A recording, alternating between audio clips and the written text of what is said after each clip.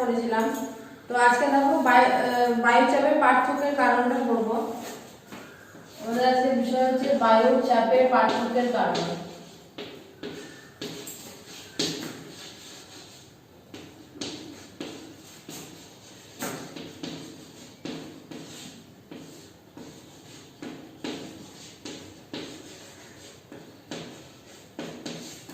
বায়ুচাপের পার্থক্যের অনেকগুলি কারণ আছে। তার মধ্যে হচ্ছে প্রথম কারণ হচ্ছে কি বায়ু উষ্ণতা। ফার্স্ট কারণ হচ্ছে বায়ু উষ্ণতা।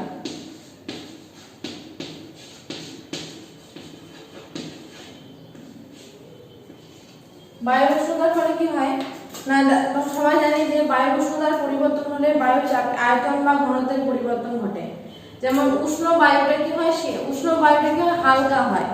হালকা হয় কেন না, উষ্ণ বায়ু হালকা হয় কি হয়, বায়ুর মধ্যে যে অণুগুলি থাকে সে অণুগুলি কি হয় গতিশীল হয়ে পড়ে।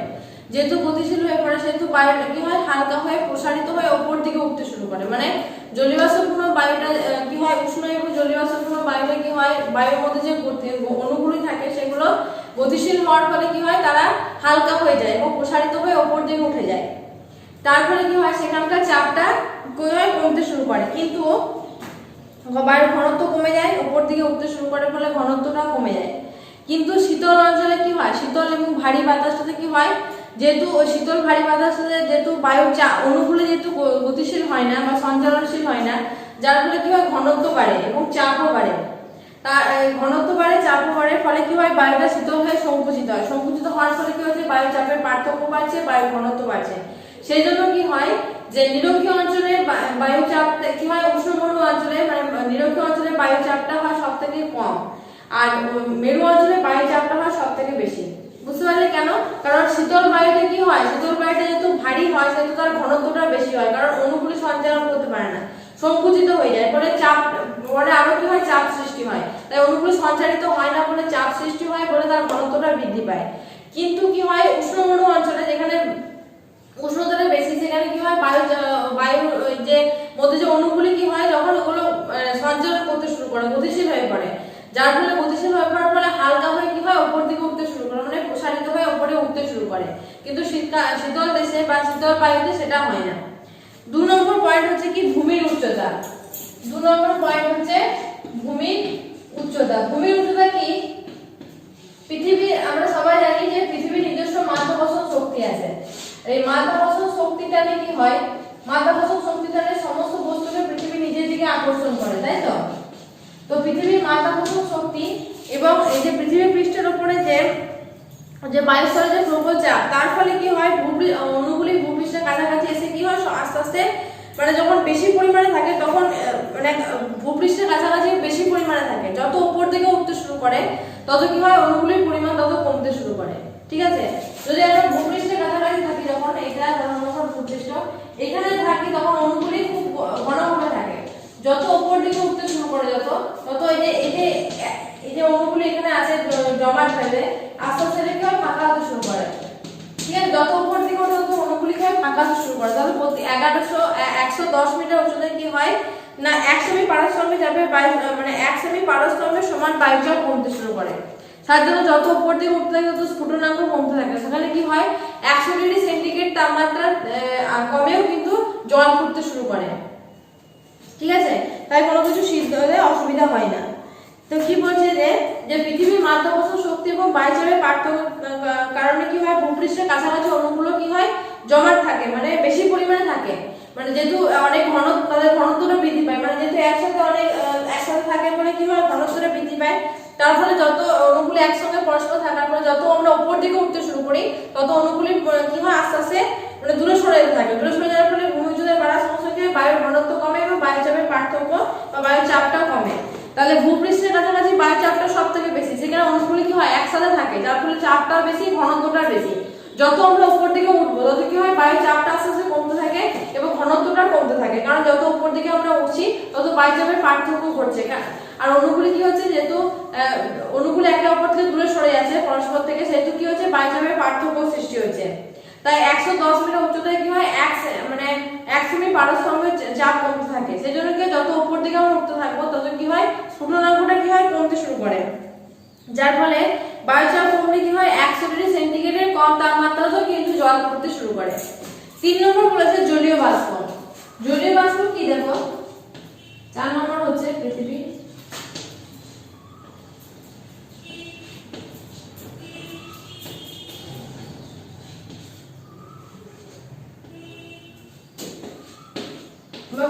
জলীয় বাষ্প সম্পর্ক। জলীয় বাষ্প কি, জলীয় বাষ্পপূর্ণ বায়ুটা কি হয় হালকা হয়।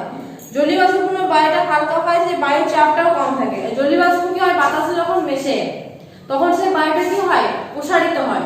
প্রসারিত হওয়ার ফলে অণুগুলি যখন প্রসারিত হয় তখন অণুগুলি কি সঞ্চালন করতে শুরু করে, যার ফলে কি হয় ওই জলীয় বাষ্পপূর্ণ বায়ুটা হালকা হয়ে উপর দিকে উঠতে শুরু করে। উপর দিকে যেহেতু কমে যায় যেহেতু জলীয় বাষ্পের পরিমাণ সেখানে বেশি হলে সেই বায়ুটা কি হয় গতিশীল হয়ে পড়ে, যার ফলে উপর দিকে উঠতে শুরু করে। কিন্তু যদি জলীয় বাষ্পের অভাবে বা জলীয় বাষ্প কম থাকে সেখানে সেই বায়ুটা বেশি ভারী হয়, কারণ অণুগুলি একসাথে অবস্থান করার ফলে তার ঘনত্বটা বৃদ্ধি পায়, সেখানে চাপও বৃদ্ধি পায়। সেজন্য কি হয় সে সময় আকাশটাও কেমন থাকে, বাতাসও ভারী থাকে, সেজন্য সেখানে কি হয় উচ্চচাপ সৃষ্টি হয়। কিন্তু জলীয় বাষ্প যেখানে থাকে বা যে বায়ুতে জলীয় বাষ্প থাকে সেই বায়ুতে কি হয় সে বায়ুটা হালকা হয়, হালকা হয়ে প্রসারিত হয় এবং সংকোচন ঘটে।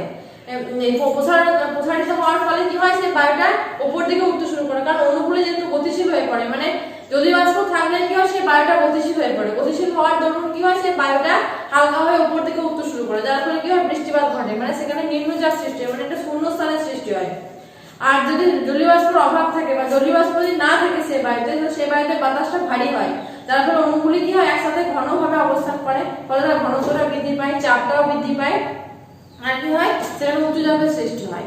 আর পৃথিবীর আবর্তন পথে দেখো, কোনো একটা বল বা লাইটকে যদি তুমি ঘুরিয়ে দাও তাহলে কি হবে, ঘুরিয়ে দিয়ে তার গায়ে যদি কাগজ ছুড়ে দাও দেখবে সেই কাগজটা যদি গায়ে লাগে তাহলে ছিটকে পড়বে।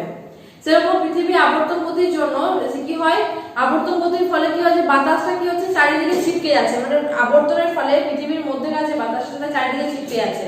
যেমন নিরক্ষরেখার কি হয় পৃথিবীর আবর্তনের বেগটা সর্বাধিক হয়, যেহেতু পৃথিবীর আবর্তনের বেগ সব থেকে বেশি সেহেতু নিরক্ষরেখার কাছে বাতাসটা কি হয় দুই ক্রান্তীয় অঞ্চলের দিকে ছড়িয়ে পড়ে, মানে ক্রান্তীয় অঞ্চলে ছিটকে যায়। আবার মেরু অঞ্চলে যেহেতু বাতাসের মানে যেহেতু আবর্তন বেগটা কম সেহেতু মেরু অঞ্চলে কি হয় বাতাসটা মানে কম ছিটকে যায়। আর আবর্তন বেগটা কোথায় সব থেকে বেশি, নিরক্ষরেখায় বেশি, তার জন্য বাতাসটা ছিটকে গিয়ে কি হয় দুই ক্রান্তীয় অঞ্চলের দিকে প্রবাহিত হয়। তাহলে আবর্তন গতির জন্য কি হচ্ছে যে বাতাসটা আমাদের ছিটকে যাচ্ছে দুই ক্রান্তীয় অঞ্চলের দিকে। তাহলে আমরা কি কি পেলাম, একটা পেলাম আমরা মানে এক আমরা পেয়েছি কি যে বায়ু উষ্ণতার ফলে বায়ু উষ্ণ হচ্ছে কি হালকা হয়ে প্রসারিত হচ্ছে, কারণ অণুগুলি কি হচ্ছে সঞ্চালন করছে, যার ফলে হালকা হয়ে উপর দিকে উঠে যাচ্ছে। আর শীতল বায়ুটা কি হচ্ছে যেহেতু প্রসারিত হচ্ছে, মানে অণুগুলির ঘনত্ব বৃদ্ধি পাচ্ছে, একসাথে অবস্থান করার ফলে চাপটা বৃদ্ধি পাচ্ছে, ঘনত্ব বৃদ্ধি পাচ্ছে, সেজন্য কি হচ্ছে মেরু অঞ্চলে বায়ু চাপটা বেশি আর কি বলে নিরক্ষ অঞ্চলে বায়ু চাপটা কম। বা ভূমির উচ্চতাটা কি মানে সমুদ্রপৃষ্ঠ মাধ্যাকর্ষণ শক্তি টানে উচ্চতা বৃদ্ধির সঙ্গে সঙ্গে কি হচ্ছে বায়ুচাপের ঘনত্ব আস্তে আস্তে কমতে শুরু করে। ভূপৃষ্ঠের কাছাকাছি যেটা বায়ুচাপের ঘনত্ব যেমন থাকে, যত উপর দিকে আমরা উঠবো তত চাপটা কমতে থাকবে। এই জন্য কি হয় 110 মিটার উচ্চতায় কি হয় 1 সেমি পারস্তম্ভের চাপ কমতে থাকে 1 সেমি করে। তো যত আমরা উপর দিকে উঠতে শুরু করবো তত সেই চাপটা কমতে থাকবে, সেই জন্য কি হয় সেই সময় স্ফুটনাঙ্ক কমে যায়। তাই 100 ডিগ্রি কম সেন্টিগ্রেড তাপমাত্রাতেও কিন্তু জল ফুটতে শুরু করে। আর জলীয় বাষ্পটা কি হয়, জলীয় বাষ্পকে কি হয় জলীয় বাষ্পপূর্ণ বায়ুতে কি হয় বায়ুটা হালকা হয়, কারণ সেখানে অণুগুলি অবস্থান করার ফলে সঞ্চালনশীল হয়, গতিশীল হয়ে পড়ে, যার দরুন কি হয় উপরে হালকা বাতাস হয়ে উপরে উঠে যায়, যার ফলে বৃষ্টিপাত ঘটে বা সেখানে নিম্নচাপের সৃষ্টি হয়। কিন্তু যদি জলীয় বাষ্পহীন বাতাস হয়, জলীয় বাষ্প যদি না থাকে সেই বাতাসে, তাহলে কি হয় সেই বাতাসটা ভারী হয়, যার ফলে সেখানে উচ্চচাপের সৃষ্টি হয়। আর পৃথিবীর আবর্তন কি না বলছে, পৃথিবীর আবর্তন গতির জন্য বাতাসটা কি হয় চারিদিকে ছিটকে পড়ে। কেন ছিটকে পড়ে, দেখো তুমি একটা কোনো বলকে বা একটা লাঠকে তুমি যদি ঘুরিয়ে দাও তার উপর দিক তার দিকে যদি তুমি কোনো কাগজ ছেড়ো তাহলে সেটা কি ওই জায়গাতে দাঁড়িয়ে থাকবে কি, যেখানে মাঝখানে দাঁড়াবে না, সেটা কি হবে কোনো একটা দিকে ছিটকে পড়বে। সেরকম যেহেতু মাঝ বরাবর পৃথিবীর আবর্তনের বেগটা সব থেকে বেশি, সেহেতু কি হয় মেরু নিরক্ষীয় অঞ্চলের বাতাসটা কি হয় যে দুই ক্রান্তীয় অঞ্চলের দিকে ছিটকে পড়ছে। হলো এটা। তারপরে আমরা দেখো জানবো সমচাপ রেখা কি। তোমরা সবাই জানো যে আমরা বায়ুচাপ মাপি মিলিবার একক, আগের দিন বলেছি যে বায়ুচাপ মাপা হয় মিলিবার এককে, ঠিক আছে। তো মিলিবার এককে যেহেতু বায়ুচাপ মাপা হয় সেহেতু যে মানচিত্রে দেখবে মনে করো এটা একটা ম্যাপের মধ্যে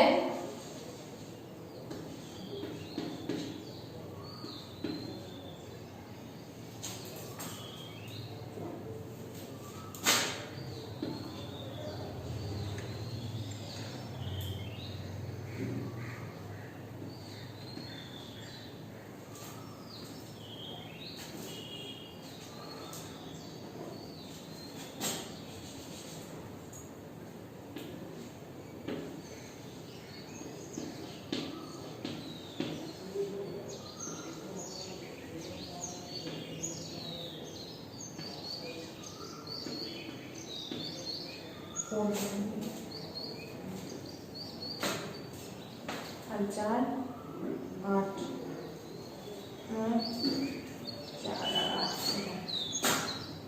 এটা বাকি আছে তারপরে এটা হচ্ছে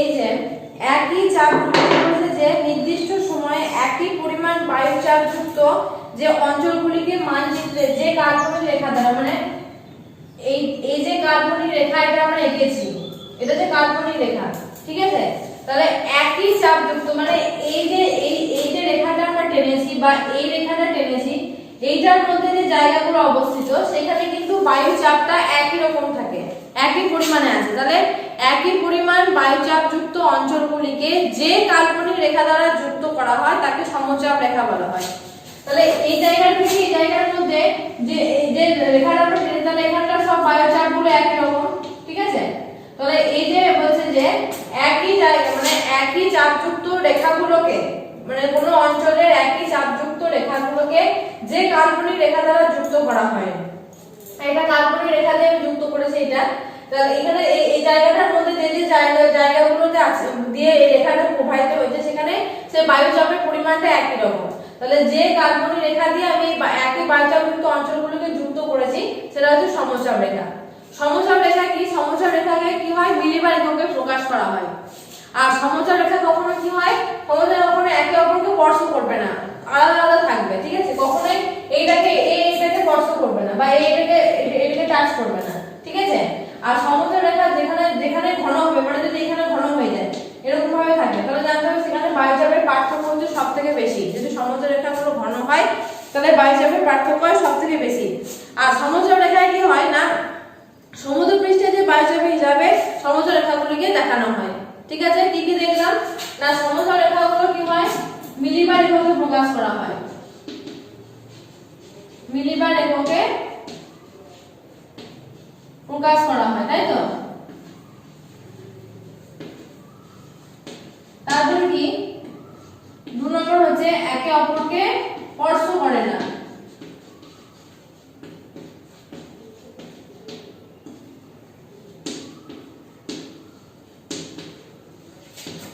ঠিক আছে 3 নম্বর কি যেখানে ঘন হয় সেখানে বায়ুর চাপ বেশি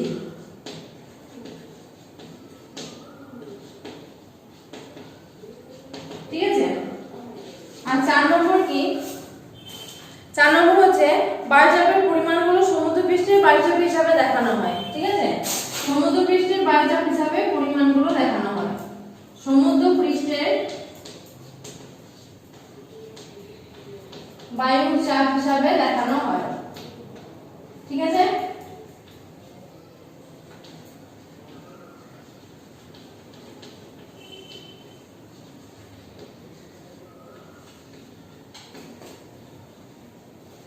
তাহলে কি কি পেলাম মিলিবার এককে প্রকাশ করা হয় একে অপরকে স্পর্শ করে না যেখানে ঘন হয় সেখানে বায়ুচাপ বেশি আর সমুদ্রপৃষ্ঠের বায়ুচাপের হিসাবে এগুলোকে দেখানো হয় এবার আমরা দেখব বায়ু উচ্চচাপ এবং নিম্নচাপ বলতে কি বোঝো উচ্চচাপ এবং নিম্নচাপ কি এই যে আমি এইচ লিখেছি এইচ মানে হচ্ছে এই যে এইচ আমি লিখেছি চাপ মানে হচ্ছে হাই প্রেসার, ঠিক আছে, মানে হচ্ছে উচ্চ চাপ।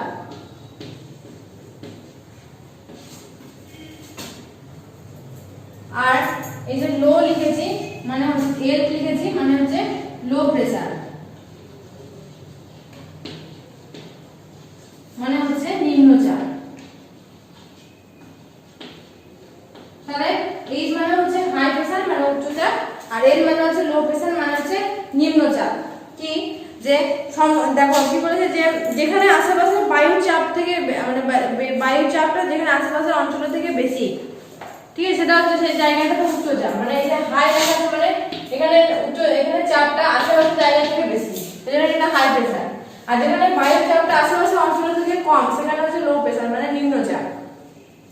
এবার উচ্চচাপ আর নিম্নচাপের কি কি জানবো আমরা। উচ্চচাপ বলতে দেখো যে অঞ্চলে বায়ুর উষ্ণতা কম থাকে, যে অর্থাৎ বায়ু শীতল অঞ্চলগুলোতে বায়ুর উচ্চচাপ দেখা যায়, মানে শীতল অঞ্চলগুলোতে বাতাসটা ভারী হয়, সেখানে অণুগুলি কি হয় একসাথে অবস্থান করে, যার ফলে সেখানে ঘনত্বটা বেশি হয়, সেখানে কি উচ্চচাপ দেখা যায়। উষ্ণ অঞ্চলগুলোতে কি হয় উষ্ণতাটা হালকা হয়, কি ফলে অণুগুলি গতিশীল হয়, যার ফলে সেখানে কি হয় নিম্নচাপের সৃষ্টি হয়। 2 নম্বর বলেছে উচ্চচাপে বায়ু শীতল হয়, বায়ু সংকুচিত হয় মানে সংকোচন ঘটে মানে জমাট হয়ে যায়। আর উষ্ণ বায়ুটা কি হয় নিম্নচাপ অঞ্চলে বায়ুটা উষ্ণ হয়, সেটা কি হয় প্রসারিত হয়।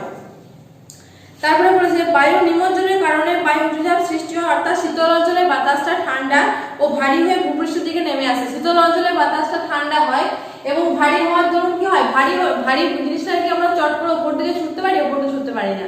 তো ভারী জিনিসটা কি হয় সবসময় পৃথিবী নিজের কেন্দ্রের দিকে আকর্ষণ করে। তাহলে কি হয় যে শীতল বাতাসটা যেহেতু ভারী হয় সেহেতু কি হয় শীতল বাতাসটা সবসময় নিচের দিকে নেমে আসে, কিন্তু উষ্ণ বাতাসটা যেহেতু হালকা সেহেতু বায়ু ঊর্ধ্বগমনের ফলে কি হয় উষ্ণ বাতাসটা উপর দিকে উঠতে শুরু করে। আর শীতল ও ভারী বাতাস জলীয় বাষ্প খুবই কম থাকে, যার ফলে উচ্চচাপে সাধারণত মেঘ বৃষ্টিপাত হয় না।